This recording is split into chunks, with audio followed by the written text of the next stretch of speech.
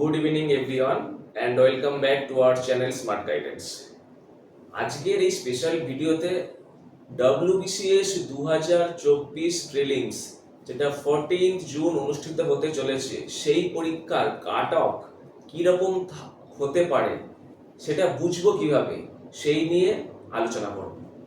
হ্যাঁ, অনেকের হয়তো এটা অবাক লাগতে পারে যে পরীক্ষা এখনো হলো না, যার কোয়েশ্চেন পেপারই আমরা দেখলাম না, সেই পরীক্ষার কাট অফ নিয়ে কিভাবে বিশ্লেষণ করা সম্ভব।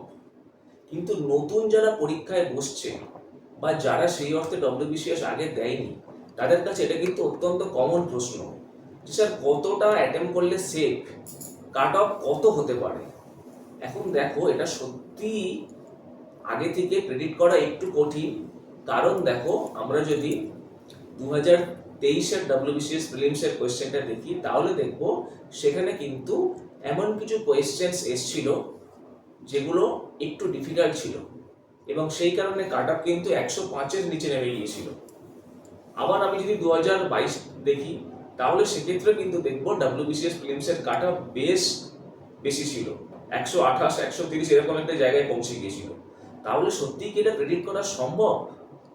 পরীক্ষা হলে বসে আমি কিভাবে বুঝবো? এই প্রসঙ্গে একটা কথা বলি, একটা আইডিয়া কিন্তু করা সম্ভব। কারণটা আমি বলি, একটা কথা প্রচলিত আছে যে WBCS প্রিলিমসে হিস্ট্রি যে ভালো পরীক্ষা দেবে সে কিন্তু অনেকটাই অন্যদের থেকে এগিয়ে থাকবে, কারণ এখান থেকে 50 মার্কস আসে। বাকি সাবজেক্টগুলো যদি আমি দেখি তাহলে আমি দেখব ম্যাথ এবং রিজনিং মিলে 25, পলিটি এবং ইকোনমিক্স মিলে 25, কারেন্ট অ্যাফেয়ার্স এবং স্ট্র্যাটেজিকে মিলিয়ে হচ্ছে 25 নম্বর, সায়েন্সে physics chemistry biology environmental science এই সমস্ত পার্ট মিলে 25 নম্বর, এবং ইংলিশ পার্টটা যদি আমি দেখি সেখানেও দেখব ভোকাবুলারি পার্ট এবং গ্রামার মিলে 25 নম্বর। তাহলে বাকি থাকলো একটা সাবজেক্ট যেটা জিওগ্রাফি, যে একাই 25 নম্বর কভার করছে। তাহলে হিস্ট্রির পরে সব থেকে গুরুত্বপূর্ণ সাবজেক্ট প্রিলিমসের জন্য হয়ে যাচ্ছে কিন্তু জিওগ্রাফি। এখন এই হিস্ট্রি এবং জিওগ্রাফি এই দুটো সাবজেক্ট নিয়ে সবাই কিন্তু কম বেশি পড়াশোনা করেছে যারা পরীক্ষায় বসতে চলেছে, কারণ আমরা বারবার বলেছি যে প্রিলিমসের জন্য এই দুটো সাবজেক্ট সব থেকে গুরুত্বপূর্ণ এবং এটা প্রত্যেকেই জানে। তাহলে যদি হিস্ট্রি এবং জিওগ্রাফি আমি মোটামুটি একটা মডারেট লেভেলে প্রিপারেশন নিয়ে পরীক্ষায় বসি, তাহলে এই দুটো সাবজেক্টের কোয়েশ্চেন থেকে আমি কিন্তু আইডেন্টিফাই করতে পারি যে পরীক্ষার কোয়েশ্চেনের প্যাটার্ন কেমন হয়েছে এবং তার রেসপেক্টে কাট অফ কত যেতে পারে। হিস্ট্রিতে 50 এবং জিওগ্রাফিতে 25। এই 75-এর মধ্যে আমি যদি দেখি একটা মডারেট লেভেলের প্রিপারেশন নিয়ে বসে বিলো 60 আমার জানা পড়েছে, অর্থাৎ 55 থেকে 60 এই রেঞ্জের নিচে আমার জানা পড়েছে, তার মানে আমাকে বুঝতে হবে কোয়েশ্চেন কিন্তু ইজি হয়নি, মডারেট লেভেলের কোয়েশ্চেন হয়েছে বা টাফ লেভেলের কোয়েশ্চেন হয়েছে। আবার যদি আমি দেখি যে আউট অফ 75 আমি মোটামুটি 65 বা তার বেশি ইজিলি আনসার করা যাচ্ছে, তাহলে আমাকে বুঝতে হবে কোয়েশ্চেন কিন্তু ইজি হয়েছে। সুতরাং কোয়েশ্চেন ইজি হয়েছে না টাফ হয়েছে সেই ধারণাটা কিন্তু আমরা হিস্ট্রি এবং জিওগ্রাফি থেকে পেতে পারি এবং তার বেসিসে একটা আইডিয়া করতে পারি যে কাট অফ কিরকম যেতে চলেছে। কারণ যদি আমরা দেখছি ইজি হয় তাহলে আমাদের তখন বুঝতে হবে যে কাট অফ 130 ক্রস করে যেতে পারে। আবার যদি আমি আইডিয়া করে নিতে পারি হিস্ট্রি জিওগ্রাফি থেকে যে কোয়েশ্চেন একটু মডারেট একটু টাফ হয়েছে, তাহলে আমি বুঝবো আন্দাজে কিন্তু আমি বেশি আনসার করবো না। যদি মোটামুটি ভাবে আমার 110 বা এই জাতীয় আনসার হয়ে গিয়ে থাকে একদম নির্ভুলভাবে, আমি কিন্তু অযথা আন্দাজে মারতে যাব না। তাহলে এই দুটো সাবজেক্ট থেকে মোটামুটি ভাবে একটা কিন্তু কাট অফ প্রেডিকশন করা সম্ভব হয় কোশ্চেনের লেভেল বুঝে।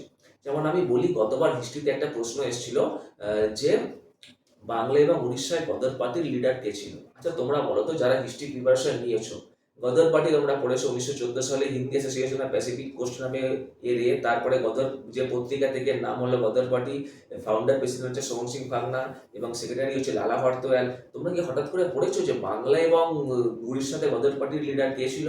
হ্যাঁ, যারা একটু খোঁজ রাখো বা মুভি দেখো তারা হয়তো জানবে ব্যাপারটা, যতীন্দ্রনাথ মুখোপাধ্যায়ের নাম, যাকে আমরা বাঘা যতীন বলি। কিন্তু এটা একটু আনকমন না? এই কোয়েশ্চেনগুলো থেকে কিন্তু আইডিয়া করতে হয়। আবার দেখো, জিওগ্রাফিতে এসেছিল পূর্ব হিমালয়ে কোন ফল চাষের জন্য বিখ্যাত।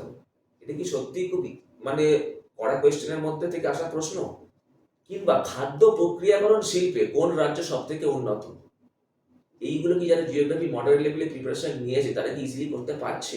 সুতরাং এই প্রশ্নগুলো থেকে কিন্তু বোঝা উচিত যে প্রশ্ন ইজি হয়নি, মডেল একটু টাফ লেভেলের প্রশ্ন হয়েছে, সুতরাং আমি অযথা বেশি অ্যাটেন্ড করতে যাবো না। আশা করি যারা ডব্লিউবিসিএস পরীক্ষা দিতে চলেছে এই বছর তারা কিছু একটা আইডিয়া পেলে যে কিভাবে আমরা কাট অফ প্রেডিক্ট করতে পারি হিস্ট্রি এবং জিওগ্রাফি কোয়েশ্চেনের লেভেল থেকে। এটা কিন্তু আমার একান্ত ব্যক্তিগত মতামত। অবশ্য যারা সাকসেসফুল ক্যান্ডিডেট তাদের অনেকের সাথেই আমি আলোচনা করেছি এবং আমিও মানে হচ্ছে পরীক্ষা দিয়েছি। আমার ব্যক্তিগত অভিজ্ঞতা থেকে আমার মনে হয়েছে এইভাবে কিন্তু কাট অফ প্রেডিকশন করা সম্ভব কোয়েশ্চেন হিস্ট্রি এবং জিওগ্রাফির কোয়েশ্চেন কেমন হয়েছে তার উপর বেস করে। তোমাদের এই মতামত পছন্দ হতে পারে, তোমরা অ্যাকসেপ্ট করতে পারো, বা তোমাদের অন্য কোনো মত থাকতে পারে। যাই থাকুক না কেন, আসন্ন ডব্লিউবিসিএস 2024 প্রিলিমস জন্য তোমার স্মার্ট গাইডেন্সের পক্ষ থেকে তোমাদের সকলের জন্য রইল শুভেচ্ছা। তোমরা সফল হও এই প্রার্থনা করি। ধন্যবাদ।